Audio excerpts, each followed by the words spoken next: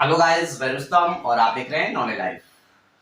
हम लोग अभी बिहार बोर्ड 10th क्लास का नॉन हिंदी किसला पार्ट 3 का लास्ट चैप्टर देखने वाले हैं, यानी चैप्टर नंबर 23।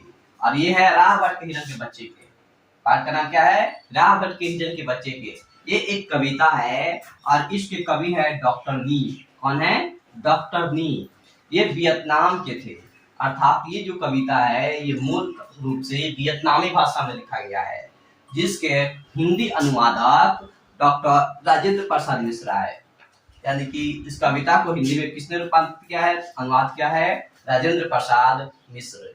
इसमें एक हिरन का बच्चा खो जाता है जो कवि को मिलता है और कवि लोरी गा करके उसे सुनाने की कोशिश करते हैं। कविता शुरू करते हैं। लिखा है, जाड़े की रात पहाड़ पर रो रहा है एक हिरन, खेल में मदमस्त भटक गया है वह राह। यानी कि ठंडी की रात है, एक पहाड़ पे हिरन का बच्चा रो रहा है। वह खेलते खेलते रास्ता खो गया है, भटक गया है। वह नन्हा हिरन, उसके लिए बहुत दुखी हूं मैं, उसकी दो खुली आंखों में वेदना है कि तुम। कभी कहते हैं मैं उस बच्चों के लिए बहुत ही अफसोस करता हूँ, दुखी हूँ। उसकी आंखों में अपनी माँ के लिए ममता है, वेदना है। हिरन के छौने रे हिरन के छौने, रो मत सो जा आराम से, जरूर मिलेगी तुझे तेरी माँ, सो जा सो जा। यानी कभी कहते हैं ए हिरन के छौने यानी हिरन के बच्चे, तुम सो जा, रो मत, आराम से सो जा, तुझे तेरी माँ जरूर मिलेगी, सो जा।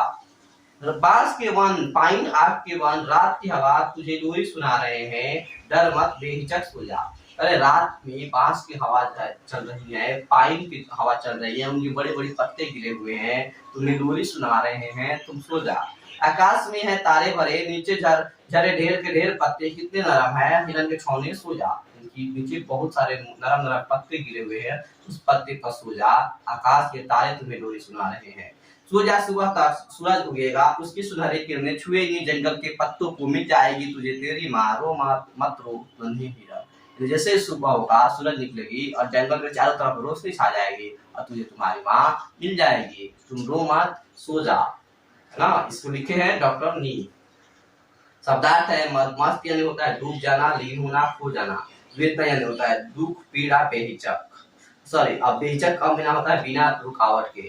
इस तरह से आप लोगों का किसलय भाग 3 का पूर्णतः समाप्त हो गया। ये आपको कंटिन्यू चैप्टर 1 से चैप्टर 23 तक के वीडियो बनाया गया है, आप उसे जाकर के दे सकते हैं प्लेलिस्ट में। ये वीडियो आपको कैसा लगा कमेंट सेक्शन में जरूर बताएं। और वीडियो पाने के लिए हमारे चैनल को सब्सक्राइब करें और अपने दोस्तों में शेयर करें। तब तक के लिए शुक्रिया।